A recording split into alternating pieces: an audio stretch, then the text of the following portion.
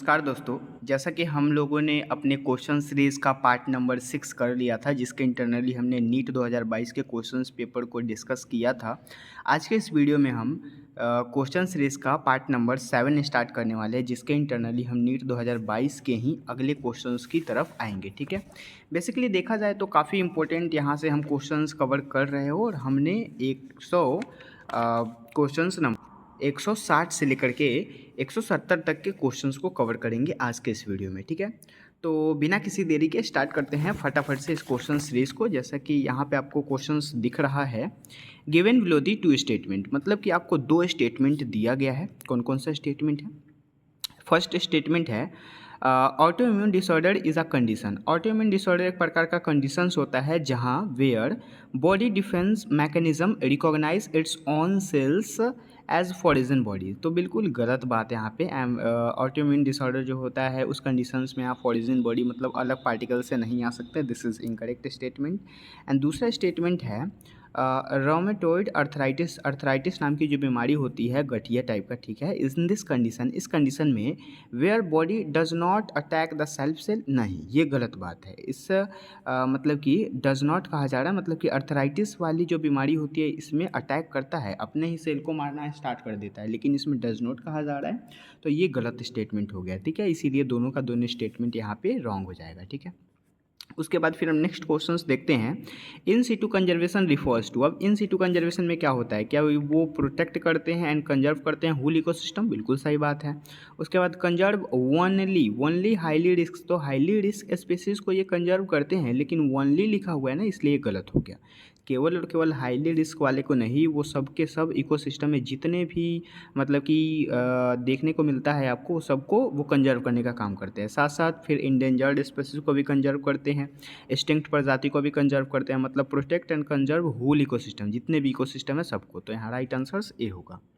उसके बाद फिर हम नेक्स्ट क्वेश्चंस की बात करें यहाँ पे, तो ये क्वेश्चंस काफ़ी इंपॉर्टेंट है। जैसे देखा जाए तो ये क्वेश्चंस कहा जा रहा है, identify the asexual reproductive structures associated with Penicillium. अब देखिए, पेनिसिलियम नाम का ये जो एग्जाम्पल है, इसका एग्जाम्पल, पेनिसिलियम का एग्जाम्पल कॉनिडिया होता है, इससे रिलेटेड। तो राइट आंसर से यहाँ पे ए हो जाएगा, जो जहाँ से क्वेश्चन पहले आता था, लेकिन अब इस बार नीट 2025 में यहाँ से क्वेश्चन नहीं आएगा, क्योंकि ये क्लास 12 का फर्स्ट चैप्टर्स जो सेक्सुअल रिप्रोडक्शन इन ऑर्गेनिज्म का जो मतलब कि सेक्सुअल रिप्रोडक्शन मतलब सॉरी रिप्रोडक्शन इन ऑर्गेनिज्म जो चैप्टर था, वहाँ से क्वेश्चन आता था। ठीक है, आते हैं नेक्स्ट क्वेश्चंस पे। Which of the following statement with respect to endoplasmic reticulum is incorrect. अब इंडोप्लाज्मिक रेटिकुलम के बारे में आपको इनकरेक्ट स्टेटमेंट बताना है।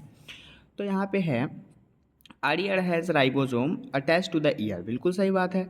ACR is divide in the ribosome, बिल्कुल सही बात है। In prokaryote only RER present, prokaryote में क्या होता है कि ना ही RER होता है और ना ही ACR होता है। ठीक है, मतलब दोनों के दोनों यहाँ पे नहीं हो सकते। ठीक है, तो यहाँ पे जो भी ये स्टेटमेंट है वो इनकरेक्ट पूछा गया, तो ये इनकरेक्ट स्टेटमेंट हो गया। ठीक है, बाकी ACR अब यहाँ प्रोकैरियोटिक कहा गया, इसलिए ये गलत हो जाएगा, क्योंकि अगर यहाँ पे यूकैरियोटिक रहता तो दोनों के दोनों होते, लेकिन प्रोकैरियोटिक में तो होता ही नहीं है, इसलिए स्टेटमेंट गलत हो जाएगा। बाकी आप अगर राइबोसोम देखा जाए तो राइबोसोम मतलब प्रोटीन की सिंथेसिस होती है, बट राइबोसोम वहाँ पे होना चाहिए था, ना कि RER।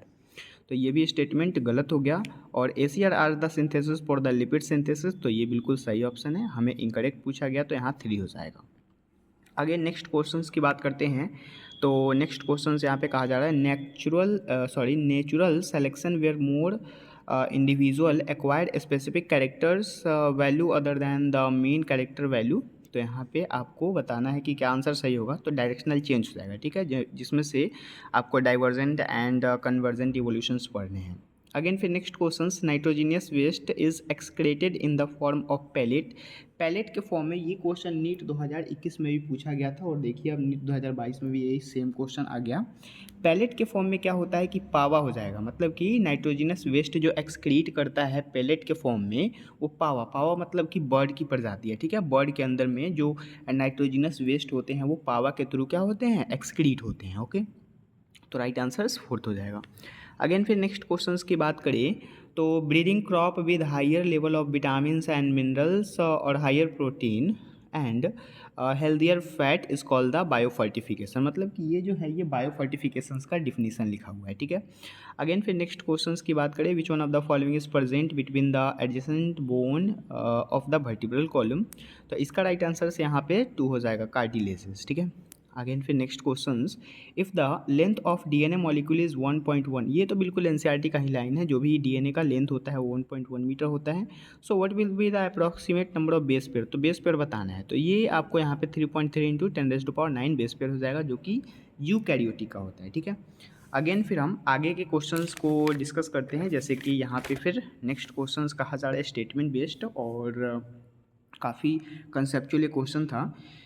जैसे इस स्टेटमेंट में कहा जा रहा है, restriction endonucleases recognize specific sequence to cut DNA is known as palindromic nucleotide sequence. बिल्कुल सही बात है, पैलिंड्रोमिक न्यूक्लियोटाइड सीक्वेंस जो था उसके इंटरनली जो रिस्ट्रिक्शन इंडोन्यूक्लियस थे वो रिकॉग्नाइज कर रहे थे स्पेसिफिक सीक्वेंस को, ठीक है। तो दैट इज करेक्ट स्टेटमेंट। और नेक्स्ट स्टेटमेंट है, restriction endonucleases cut the DNA strand a little away from the centre of the palindromic site. तो दिस इज आल्सो करेक्ट, मतलब कि both statement first and second are correct. यहाँ पे right answer आपका 1 हो जाएगा। Again फिर नेक्स्ट क्वेश्चंस की बात करें, तो नेक्स्ट क्वेश्चंस यहाँ पे कहा जा रहा है, at the stage of the life of oogenesis process is initiated, ठीक है। मतलब कि किस स्टेज में oogenesis का प्रोसेस इनिशिएट होता है, तो वो एम्ब्रियोनिक डेवलपमेंट स्टेज के, मतलब कि स्टेज में oogenesis का प्रोसेस इनिशिएट होता है। यही क्वेश्चन नीट 2022 में भी क्वेश्चन आया था, मतलब समझिए कि ये क्वेश्चन फिर से रिपीट हो गया। उस क्वेश्चन में जैसे कि हमने पार्ट 5 वाले वीडियो में डिस्कस किया था, oogenesis और स्पर्मेटोजेनेसिस दोनों का प्रोसेस पूछा गया था, बट इस वाले क्वेश्चन में आपको सिर्फ और सिर्फ oogenesis पूछा जा रहा है। कि क्वेश्चन क्या है, एट विच स्टेज, मतलब किस स्टेज में लाइफ ऑफ oogenesis प्रोसेस जो लाइफ के इंटरनली होता है वो इनिशिएट कहाँ पे होता है, कब होता है, तो एम्ब्रियोनिक डेवलपमेंट स्टेज में होता है, ठीक है। तो आंसर यहाँ पे 2 हो जाएगा। बाकी नेक्स्ट मतलब कि वीडियोस के इंटरनली, नेक्स्ट पार्ट के इंटरनली हम 171 से क्वेश्चन करेंगे, ठीक है। आई होप ये सारे के सारे क्वेश्चंस आपको काफ़ी ज़्यादा कंसेप्चुअली समझ में आए होंगे। एंड अगर ये सारा का सारा क्वेश्चन आपको काफ़ी इंपॉर्टेंट लगा हो तो आप अपने दोस्तों के साथ भी इसे शेयर कर सकते हैं, ठीक है। तो मिलते हैं फिर अगले वीडियोज़ के इंटरनली, तब तक के लिए बाय बाय।